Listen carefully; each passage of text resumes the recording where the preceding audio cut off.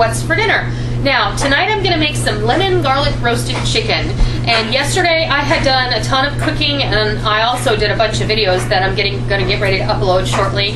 But I wanted to make tonight a no-brainer. So I took a chicken out of the freezer and thawed it out, and I'm going to show you how I'm going to do this. And like I said, lemon garlic roasted chicken. Now, my friend Cat's Cradle recently did a video where she actually showed how to preserve lemons in salt. And I will put a link to that video below. And this recipe is actually a really excellent application for those preserved lemons. And you can use those in this recipe. Today I'm going to use some fresh lemons, but it doesn't matter, whatever you have. If all you have is bottled lemon juice, you could use that too. So let's go ahead and see what I have put together. I have a whole chicken here, and I'm going to show you how I'm going to cut it up, because I'm not going to roast it like this. I've got my prepared garlic. We're going to use some oregano and some Italian seasoning. I have 2 lemons that I have sliced thinly, and I have a half of a very large onion. Remember that onion the size of Micah's head? This is the other half of it. And some salt and some pepper, and it's just really simple flavors. But I'm going to show you, I'm going to get this stuff out of the way for just a second, because I want to show you how I'm going to cut this chicken up. Now, we all have a really nice knife set, and they all came with these, which our husbands seem to think is for their exclusive use only, and I'm here to tell you, not the case.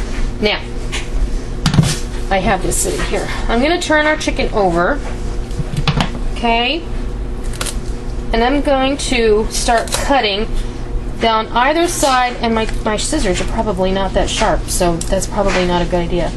I'm going to down either side of the backbone. Now, this is the backbone right here. And these scissors don't want to cut.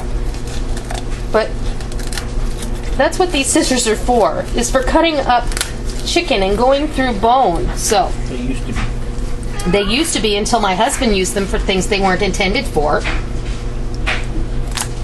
Okay, then we're going to cut wire. Did I know they cut? Well, I do now. Just cut down either side of this is the backbone. And I'll just get a knife and take care of that. These do not. Alright. I was using this knife earlier. Let's go through that bone. Okay. Okay. Get rid of that. And you can, I've washed this chicken thoroughly, so. Okay. Now, I'm going to press down on it. Folks, this is what is commonly called spatchcocking a chicken. No snickering. It just means really to splay the chicken. You're going to split it open. You're going to take the backbone out. It's going to cut your cooking time down a little bit. We're going to be able to cook this bird in about an hour.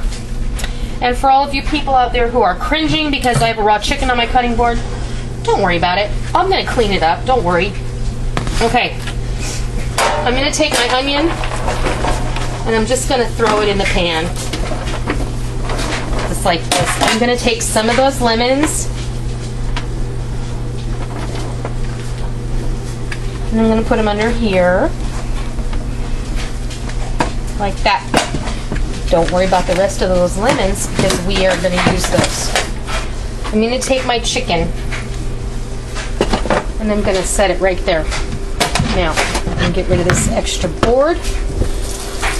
Rinse my hands off a little. Grab a paper towel. Okay. Now, I'll move this over. Alright, now, let me go off camera for a second. I have a third lemon. And when I squeeze a lemon, I always press on it a little and give it a nice roll. Like that. Because that's going to break up some of those juice pockets in there. And it's going to help you obtain more juice. So I'm just going to... Okay. I need a spoon. I didn't come to the party prepared. Alright. Now, what did I do that for? I need olive oil first. And I didn't even say olive oil at the beginning. All right. Let's take some olive oil. Let's give our chicken a nice rub. All the exposed parts, right down to the ends of the legs here, and the wings, just like that. All right. Then let's take our lemon that we cut in half.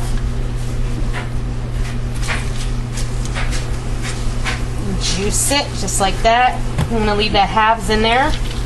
It's just going to perfume the chicken even more. This could really also be called Greek chicken because Greeks, in Greek cooking, not Greeks in general, Greek cooking uses a lot of olive oil and lemon and garlic.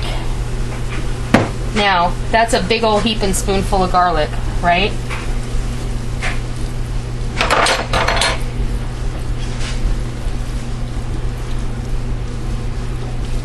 Get that on in there. Okay.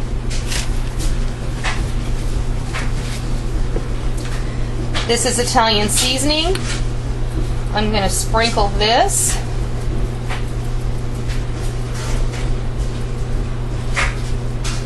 This is to taste, so that's probably a half a teaspoon, honestly. And here is some oregano. I'm going to be a little more liberal with the oregano. I'd say probably about a teaspoon of that. Some salt, and this, use the kind of salt you like. This is fine sea salt that I put, I like the fine sea salt because I can put it in a shaker. And heavy on the ground pepper.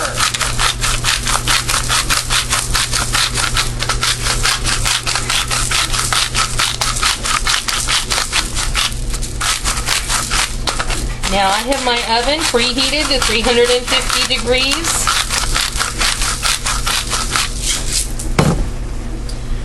And I'm going to put a little bit of water in the bottom of this pan also, because it's a pretty big pan and I don't want that to start.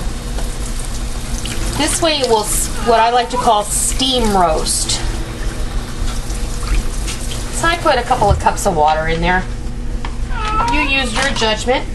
And my oven is preheated to 350 degrees, and this is gonna, whoa, this is heavy. This is gonna go in there for a nice warm nap for about an hour. When we come back, I'll show you what it looks like, and we'll fix you a plate, because I know you're hungry. Everybody, we're back. Our chicken's in the oven, and I'm getting ready to make some rice pilaf, and it occurred to me that I have never shared that with you. I make this quite often. So I thought you might like to see how I make this. It's really simple, and you probably have everything you already need in your house. I've got, and this is par-cooked rice, so it takes a little bit less water than regular rice. You use whatever rice you want, but you're going to add a little more water because of the application we're using. I've got 2 cups of par-cooked rice. I've got 1 cup of broken angel hair pasta. I've got some parsley flakes. I've got some butter, some olive oil, and I have 4.5 cups of chicken stock here. So adjust your recipe accordingly. This can be made absolutely any way you choose. Now, I'm going to turn the heat on my pan here. I'm going to melt some butter in there. I'm going to put a little bit of olive oil in there so the butter doesn't burn.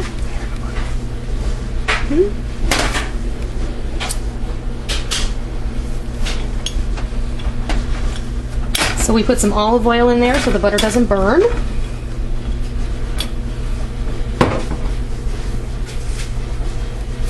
And then what we're going to do is I'm going to grab a wooden spoon.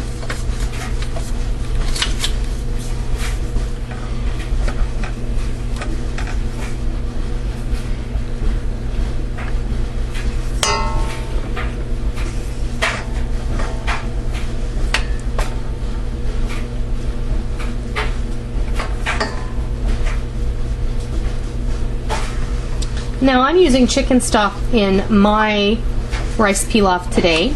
You can choose to use vegetable stock or beef stock or whatever flavoring that you want. You can use, my mom, when I was growing up, my mom used to make this with beef consomme or the canned chicken stock, whatever is your preference, whatever you have on hand.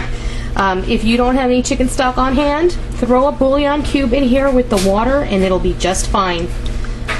You want to get the fat here up to a good simmer. And then we're going to throw our rice and our pasta in here, and we're going to stir it consistently until it gets a little brown, and you can smell a little nuttiness as the pasta browns. You'll know, your nose will know, I'll say that. And what I'm going to do is I'm going to go, and when things are getting going, I'm going to come back and show you what it looks like. Okay, I got this going. You can hear it starting to sizzle now. You want to make sure that all of your rice and your pasta get completely coated in the oil or butter or a combination of both, as the case may be. You want to keep constantly stirring it now. I have it over medium-high heat, and you want this to become toasted and nutty brown color, and you'll be able to smell it when that begins to happen. You don't want to walk away from this, because if it burns, you just have to throw it in the garbage, and you don't want to waste that. So keep a consistent stirring on this, and then when this gets to where I want it to be, I'm going to come back and show you what happens next. Okay, we're just about there, and I don't know if you can tell, but let's see. You can see that there's quite a bit of nutty brown on the rice and the pasta mostly. You can really tell on the pasta. That's why you can't walk away from this. You can really smell it. And you can smell it. It becomes very evident very quickly. So, what we're going to do now... I'll keep the rice from my stick. Uh-oh. I'm going to turn the heat down just a bit. And I'm going to come over here and I'm going to get my stock. And I'm going to have Rick move the camera away, because this is going to get steamy. You just add all that in there. Now, you may think, I know what you're thinking. You're thinking, I recognize this. Yes, you do, because it is your own homemade version of that little San Francisco treat that you buy on the grocery store shelf. But when you do it this way, you can put absolutely anything you like in it. So I'm going to put some poultry seasoning, some garlic powder, some onion powder, which is clumpy, and some parsley flakes. Give it a good stir. And just like with any rice dish, I'm going to bring this up to a boil. When it boils, I'm going to turn the heat down, and I'm going to put the lid on it, and I'm going to let it simmer until all the water is absorbed. So probably about 20 minutes or so. So when that happens, we'll come back and we're going to fix you a plate of lemon garlic chicken and rice pilaf. So we'll be right back. Okay, here we are. It came to a boil. I let it sit for 20 minutes on a simmer with the lid on, and then I took it off the heat and let it sit for another 10 minutes, and it's perfectly absorbed, and it looks wonderful. It smells fabulous too. Now, about 20 minutes ago, I took and I turned the oven off, and here's our chicken. Doesn't that look fabulous? So, you know what time it is now. It's time to fix you a plate. Now, let's see here. Let's get a spoon and a fork, and I have a knife. Beautiful. Let's see. How about a leg quarter? It just fell right off. Yes, it did. It's perfectly done. See, that's what doing it like this and splitting it and taking the backbone out really helps to cook it more quickly. This is beautiful.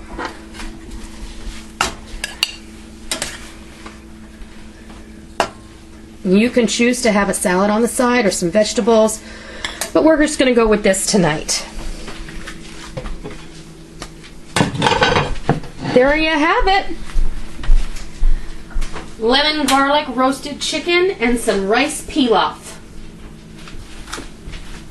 I hope you try this, and I hope you enjoy it. And until next time, I'll see ya!